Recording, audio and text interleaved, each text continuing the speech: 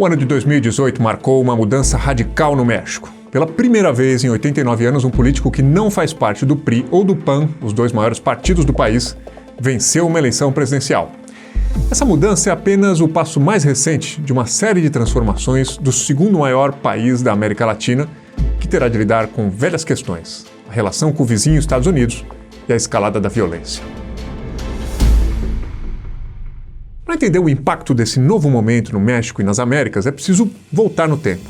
Na primeira década do século XX, uma guerra civil dividiu o país e culminou com a Revolução Mexicana de 1910. Esse período consagrou líderes míticos como Emiliano Zapata e Pancho Villa, e também levou a uma luta interminável de facções.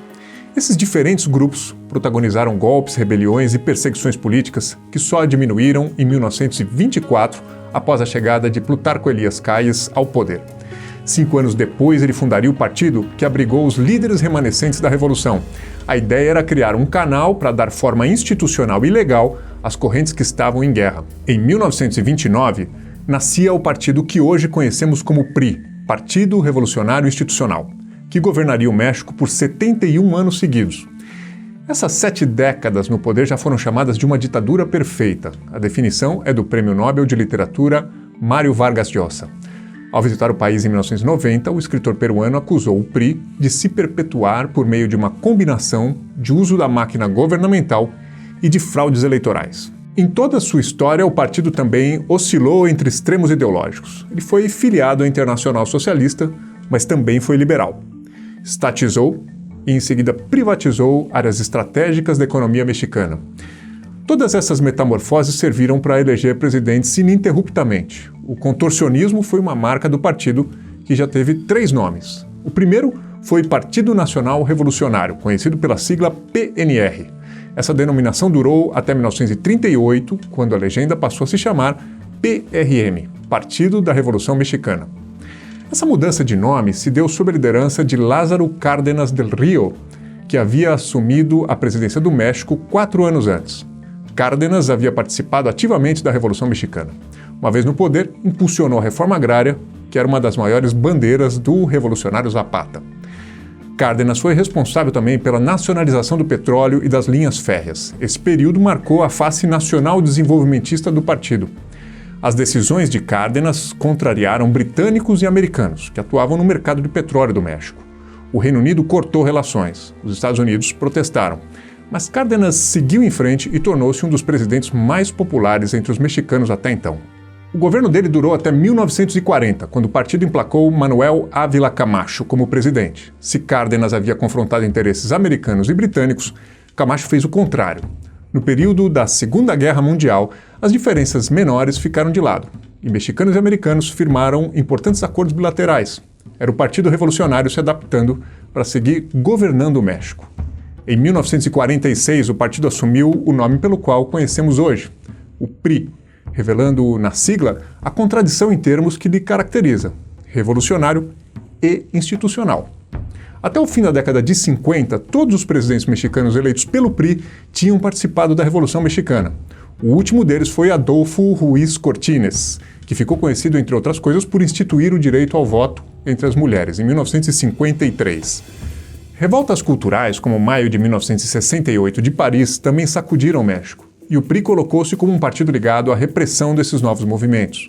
O presidente Gustavo Díaz Ordaz ordenou que forças militares investissem contra jovens mexicanos nas ruas da capital em 68. O episódio ficou conhecido como a Matança de Tlatelolco. Até hoje ninguém sabe ao certo quantas pessoas morreram. Os números variam entre 200 e 300, e o massacre ocorreu apenas 10 dias antes do início dos Jogos Olímpicos de 68, na Cidade do México. Esse foi apenas um entre outros atos violentos cometidos pelo governo do PRI nesses anos. Esse período, entre 64 e 82, ficou conhecido pelo nome de Guerra Suja. O PRI tinha, então, na ameaça comunista, o seu maior inimigo. O enorme poder do PRI só começou a apresentar as primeiras fissuras importantes em 1989, depois de uma década de medidas liberalizantes na economia. Naquele ano, o partido perdeu pela primeira vez um governo estadual, na Baja Califórnia. O vencedor, Ernesto Rufo Apel, pertencia ao PAN, o Partido Ação Nacional. As fissuras continuaram a crescer nos anos 90. Em 1997, pela primeira vez em 68 anos, o PRI não conquistou a maioria dos 500 assentos da Câmara dos Deputados. As novas derrotas culminaram com a perda da presidência do país no dia 2 de julho do ano 2000. Pela primeira vez em 71 anos, o PRI ficou de fora. Vicente Fox, esse é o nome do político que desafiou e venceu uma hegemonia de 7 décadas. Mas a ascensão política dele não começou ali. A primeira incursão do empresário fazendeiro mexicano na política havia acontecido em 1988, quando ele foi eleito deputado federal pelo PAN. 3 anos depois, em 1991, Fox se lançou candidato ao governo no estado de Guanajuato. Nessa, Fox perdeu a disputa, porém ganhou algo talvez ainda mais importante: a fama de adversário das trapaças do PRI. A eleição no estado foi anulada quando se descobriu que o vencedor, Ramon Aguirre Velázquez, do PRI, havia recebido dinheiro do governo para sua campanha política. A partir desse escândalo, Fox passou a denunciar nacionalmente as fraudes do PRI, e com isso cresceu e, desde então, passou a trabalhar para se lançar à presidência. A vitória no ano 2000 foi a consagração, e então o México passaria 12 anos sob governos do PAN, primeiro com Fox, em seguida com Felipe Calderón.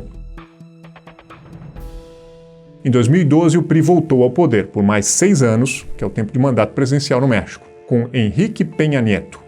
Só agora, em 2018, que essa dobradinha entre PRI e PAN chegou ao fim.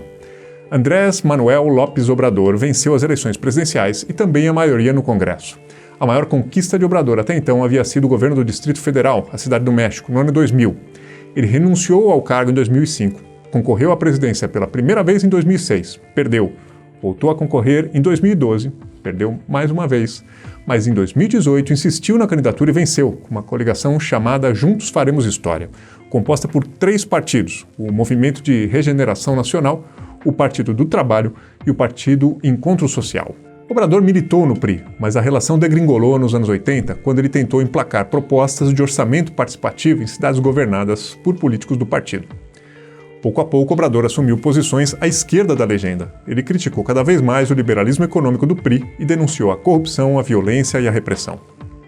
Hoje, boa parte dos analistas descreve Obrador como de esquerda, mas outros também apontam o caráter híbrido de suas coalizões e posições políticas às vezes conservadoras. Agora eleito, ele terá de lidar na prática com 2 desafios persistentes no México: a economia e a violência. Primeiro, a economia. Atrás apenas do Brasil, o México tem a segunda maior economia da América Latina, mas vem registrando taxas baixas de crescimento em anos recentes.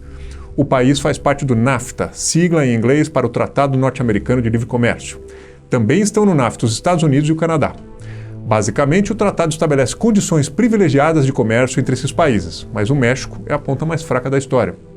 A posição de Obrador sobre o NAFTA mudou ao longo dos anos. No início, ele criticava o acordo e depois passou a apoiar. A oposição ao tratado se converteu aos poucos em proposta de aperfeiçoamento, à medida que Obrador foi se aproximando da presidência. Em 2017, 80% de tudo que o México exportou foi para o NAFTA. Então, quando o presidente americano Donald Trump se referiu ao acordo como o pior do mundo, Obrador mostrou preocupação. A dinâmica de atração e repulsa entre Estados Unidos e México foi a tônica da relação entre os 2 países desde 1846, quando os 2 lados entraram em guerra pela primeira vez. O NAFTA é só mais um capítulo dessa relação de cooperação e disputa. Relação que está ligada também à dinâmica dos movimentos migratórios. Uma parte considerável da força de trabalho mexicana prefere cruzar a fronteira e trabalhar nos Estados Unidos. E Trump é um notório crítico desse movimento. Agora, a violência, que também está relacionada aos Estados Unidos, o maior mercado consumidor de drogas do mundo. Elas são oferecidas em larga medida pelo narcotráfico mexicano, que por sua vez sofisticou estratégias criminosas em meio à guerra às drogas dos americanos. Pois bem, o México tem uma taxa de pouco mais de 20 homicídios por 100 mil habitantes. No Brasil, essa taxa é muito maior, de quase 30 por 100 mil.